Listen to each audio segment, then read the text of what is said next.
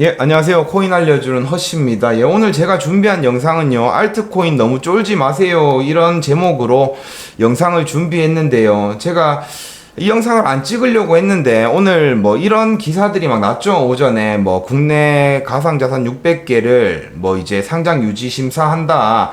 뭐 이런 이야기가 나오니까 이제 사람들이 또 되게 겁을 먹고 있는 것 같아요. 본인이 보유한 알트코인 상폐되는 거 아니야? 뭐 이러면서 되게 걱정을 하시는 것 같아서 제가 영상을 준비했습니다. 보시면 제가 6월 9일날 분명 이런 제목으로 대량 상폐될 수 있다고 영상을 올렸죠. 그러니까 이때 제가 이제 설명을 자세하게 해놨으니까 못 보신 분들은 요거 보시면 되고요. 이거 이렇게 기사 떠도요, 제 생각에는 대량 상폐될 일은 없어요. 대량 상폐될 일은 없고, 왜냐면 이제 미국이나 이런 해외에서 2년 이상 거래됐던 그런 코인들 같은 경우에는 규제를 완화한다라는 내용도 있고요. 그러고 이제 여기서 말하는 상패는 이제 알트 코인들 있잖아요. 완전 김치 코인, 한국 거래소 막 단일 상장되어 있고, 뭐 한국 거래소에서 99% 이렇게 거래가 이루어지고 있고, 빗썸에는 그런 것들이 많잖아요. 그런 것들 본보기로 몇 개 이제 상패시킬 수는 있지만, 우리가 지금 들고 있는 그래도 시총이 어느 정도 되고, 뭐 해외 거래소에도 상장돼 있고, 이런 코인들은요,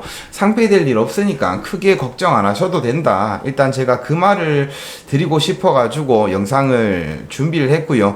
그 다음에는 이제 제가 이전에 알트코인을 사면, 지금 알트코인 사면 X 된다, 뭐 이런 영상을 5월 26일 날 올렸잖아요. 그러니까 이 영상을 올린 이유도요, 따로 있었어요. 따로 있었는데 이 내용을 말씀을 드리면 막 패닉셀이 나오고 막 이럴 것 같아서 제가 이제 말씀을 안 드렸는데, 저번 영상에 제가 공개를 했잖아요. 예. 알트코인이 지금 빠지고 있는 이유, 그리고 이더리움에 대해서도 제가 좀 정확하게 말씀을 드리겠다라고 이야기를 했는데, 요 알트코인 같은 경우에 지금 최근에 가격이 왜 비트나 이더에 비해서 더 많이 빠졌냐면요, 그 부분을 제가 설명을 좀 해드릴게요. 왜냐면 이제는 조금 마무리 단계니까요.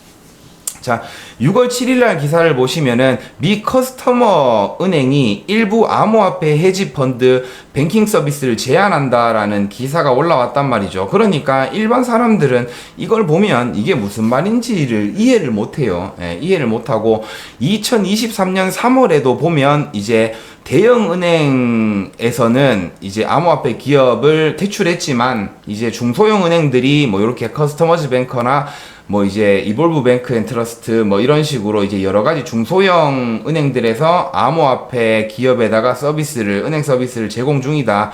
요런 기사가 있거든요. 자, 이거를 이해하시려면요, 가장 먼저 이해하셔야 될 게 USDC에 대한 이해를 하셔야 돼요. USDC가 발행이 되려면 어떻게 해야 되냐면요, 내가 만약에 헤지펀드예요.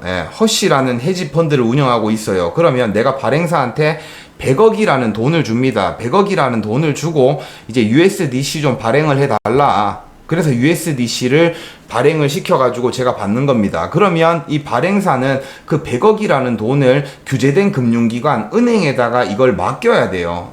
무슨 말인지 아시겠죠? 그러니까 우리가 지금 100억 발행했는데, 그러니까 이 현금 100억을 내가 은행에다가 넣어 놓겠다. 그렇게 이제 감시를 받는 겁니다. 그러니까 일반 헤지펀드나 뭐 요런 데서는 거래소에다가 현금 넣고 거래하고 이런 걸 안 한다는 거죠. USDC나 USDT를 발행을 해서 이제 거래를 하는데, 지금 말씀드리는 부분은 USDC에 관한 부분입니다. 근데 자, 미국 은행들이요, 지금 1분기부터 스트레스 테스트라는 걸 받고 있거든요. 그 스트레스 테스트가 뭐냐면, 자, 보자. 자, 연준이 경제적 충격 시나리오를 설정을 하고 은행이 얼마나 여기에 대해서 잘 대응할 수 있는지를 평가하는 거예요. 그러니까 예를 들어서 상업용 부동산이 엄청난 폭락을 했다. 그래가지고 이제 막 은행에 부실 채권들이 많이 발생하고 이랬을 때 갑자기 뭐 은행 예금의 몇 프로로 사람들이 출금을 하려고 한다. 그러면 니들 뱅크런이 발생하지 않을까? 이런 거거든요. 그런 거에 대한 대비가 얼마나 잘 돼 있는지에 대한 검사를 하는 거예요. 근데 이제 암호화폐가 제일 위험성이 커요. 부담이 크단 말이에요. 왜냐면 불장 전까지 이제 발행사들이 USDC를 엄청 발행해 놓고 헤지펀드들이 그걸로 이용해서 이제 엄청나게 많은 코인들을 이렇게 매수를 했어요. 근데 가격이 완전 폭등을 했습니다. 그러면 세력들은 그거 다 팔고 이걸 현금화 시킬 거잖아요. 그러면 이제 이런 담보로 가지고 있던 은행들 같은 경우에는 엄청나게 막대한 금액을 뱉어내 줘야 되기 때문에 부담이 생긴다는 거죠. 그래서 이 스트레스 테스트를 하기 위해서 이제 은행들이 포트폴리오를 수정을 하는 겁니다. 그러니까 커스터머즈 뱅크가 이제 본인의 은행 자산 대비 15% 이내만 이제 암호화폐 기업한테 커스터디 서비스를 제공하겠다 이렇게 된 거예요. 그러니까 지금 몇 프로의 USDC를 발행해 줬는지는 모르겠어요. 하지만 USDC에 대한 이제 돈을 담보로 가지고 있고, 발행사에서 발행해 줬는지는 모르겠지만, 예를 들어서 커스터머즈 뱅크가 은행 자산 대비해서 50%가 예를 들어서 그 USDC 발행사가 맡겨놓은 돈이라고 칩시다. 그러면 이 스트레스 테스트를 통과를 못 하잖아요. 그러니까 35%는 너희 빨리 현금화 시켜가지고 가지고 가. 이렇게 된 거예요. 그러면 이제 헤지펀드는 어떻게 해야 되겠어요? USDC를 다시 이제 소각을 해야 되겠죠. 소각을 하고 은행에서 그 돈을 다시 찾아와야 되잖아요.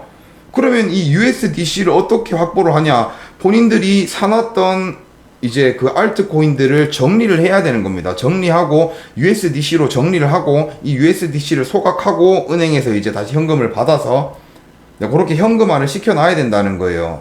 근데 지금 스트레스 테스트 때문에 지금 다른 은행들을 막 이렇게 찾아봐도 이 은행 서비스를 해주는 은행들이 잘 없다는 거죠. 그러니까 지금 이제 헤지 펀드들이 돈만 들고 있다는 거예요. 돈만 들고 지금 어떤 은행에다가 요거를 서비스를 부탁할지를 계속 찾고 있는 중이라는 겁니다. 근데 스트레스 테스트가 6월 말 7월 초쯤에 이제 결과가 발표가 되거든요. 그러면 그 이후가 되면 어찌됐든 은행들도 조금 긴장을 풀면서 요런 서비스를 제공을 해줄 수 있겠죠. 그래서 지금 같은 경우에는 헤지 펀드들이 지금 이 스트레스 테스트 때문에, 은행의 스트레스 테스트 때문에 이제 다 현금화를 시켜놓은 상태다. 그래서 알트코인들이 좀 많이 빠졌다. 그렇게 생각을 하시면 돼요. 그러니까 이미 어느 정도 다 그렇게 된 상황이거든요. 여기서 뭐 은행들이 지금 당장 뺄 거야 이런 게 아니에요. 이미 거의 현금화를 시켜놓은 상태입니다. 그러니까 하락할 만큼 하락을 했다는 거죠. 근데 매스컴에서 이거를 뒷북 쳐가지고 막 기사 나오고 하면 이제 개미들이 또 패닉셀이 나올 수도 있으니까 그러면 가격이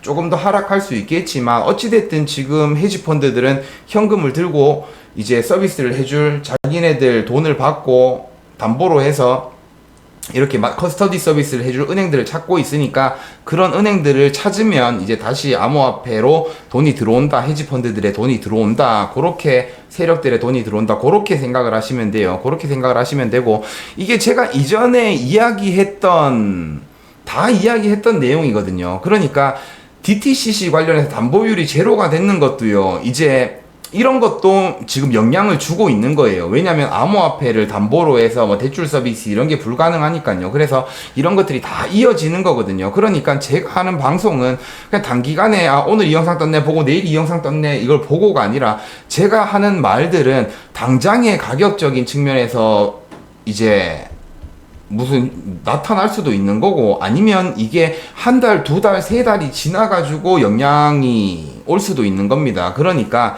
영상을 계속 좀 집중해서 보시면서 시장 상황에 대해서 정확하게 좀 이해를 하셔라, 그렇게 말씀을 드리고 싶고요. 그리고 이제 커스터머 은행을 제외하고도 보시면은 여기 이볼브뱅크 앤 트러스트 있잖아요. 이 이볼브뱅크도 이제 경고를 좀 먹었어요, 연준한테. 암호화폐 산업을 위한 주요 은행 서비스 제공 업체인 이볼브뱅크 앤 트러스트가 이제 규정 준수 절차를 강화하라는 명령을 받았다. 그리고 이제 핀테크 및 암호화폐 부문과 밀접하게 관련된 은행의 안정성과 합법성에 대한 광범위한 우려를 연준이 강조를 했다. 그러니까 지금 은행들한테 계속 연준이 이야기를 하는 거죠. 암호화폐 기업들한테 서비스 제공할 때 너희 조심해라. 너희 괜히 책 잡혀가지고 우리한테 혼날 수도 있다. 이런 경고를 연준이 계속 하고 있는 겁니다. 지금 이번 스트레스 테스트 때. 그렇게 해서 지금 알트코인들은 상황이 안 좋다. 근데 저번 영상에서 제가 말씀을 드렸죠. 트럼프가 지금 이제 작업들을 좀 하고 있다. 이런저런 내용들을 설명하기에는 제가 조금 어렵고 복잡한데, 제가 그런 노력들을 하고 있다 말씀드린 게 요런 거거든요. 이제 헤지펀드들이나 그런 세력들이 이제 창구 역할을 해줄 수 있는 은행들을 찾는 거, 그걸 트럼프가 지금 어떻게 해서든 하려고 노력을 해요. 본인은 암호화폐 대통령이다 하면서 이제 은행들이 이렇게 암호화폐 기업들한테 돈을 받고 뭔가 이런 커스터디 서비스를 해줄 수 있는 그런 작업들을 트럼프가 하고 있습니다. 이게 현실적으로 될지 안 될지는 몰라요. 하지만 그런 노력들을 하고 있다, 그렇게 생각을 하시면 될 거예요. 예, 그래서 제가 정보를 드리긴 드리지만요, 막 이런 디테일한 내용에 대해서는 어떻게 설명을 드려야 될지, 어떻게 하면 이해를 하실 수 있을지, 이런 게 너무 힘들거든요. 잘못 이해했다가 막 영상 대충 보고, 아, 그럼 암호화폐 이거 알트코인 엄청 떨어진다는 얘기네, 막 이러면서 막 패닉셀이 나올 수도 있고요. 그럴 수도 있으니까 이제 디테일한 내용들은 제가 전달을 조금 못 드리겠고, 제가 잘 모르는 것도 있고요. 사실 제가 뭐 엄청난 경제 박사도 아니고 맞잖아요. 그래서 그런 내용들을 전달하는 데는 조금 무리가 있다. 네, 근데 제가 영상을 올릴 때는 그래도 그만의 이유가 다 있거든요. 영상에서 말씀드리지 못하는 그런 이유들이. 그러니까 참고를 좀 하시고, 지금 이번 영상도요, 사람들이 이해를 잘 하실 수 있을지 없을지 모르겠어요. 좀 걱정은 되는데, 하여튼 결과적으로 정리를 하면, 지금 알트코인들이 빠진 이유는 뭐 헤지펀드가 이제 요런 은행들한테 서비스를 못 받기 때문에 지금 현금화를 좀 시켜놨다. 근데 걔들은 어차피 다시 들어올 거다. 그러니까 이미 가격은 조정을 많이 받은 상태고, 이제 헤지펀드들이 은행 창구 역할을 해줄 은행들을 찾으면 다시 자금들은 들어올 거니까 어느 정도 이제 회복은 좀 할 거다.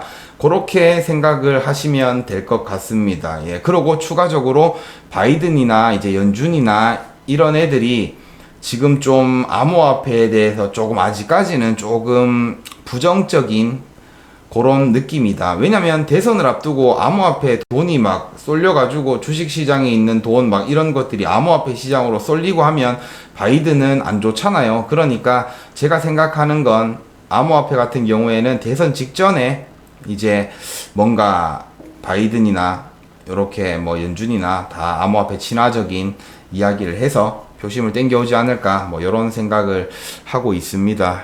예, 하고 있고. 하여튼 오늘 제가 준비한 영상은 여기까지입니다. 여기까지고, 다음 영상에서는요, 왜 이더리움을 지금 제가 조금 사도 좋다고 말씀드리는지 그 부분에 대해서 뭐 제가 준비를 한번 해볼게요. 이것도 설명하기가 정말 복잡해요. 예. 정말 복잡해서 어렵긴 한데요. 하여튼 제가 노력을 한번 해보겠습니다.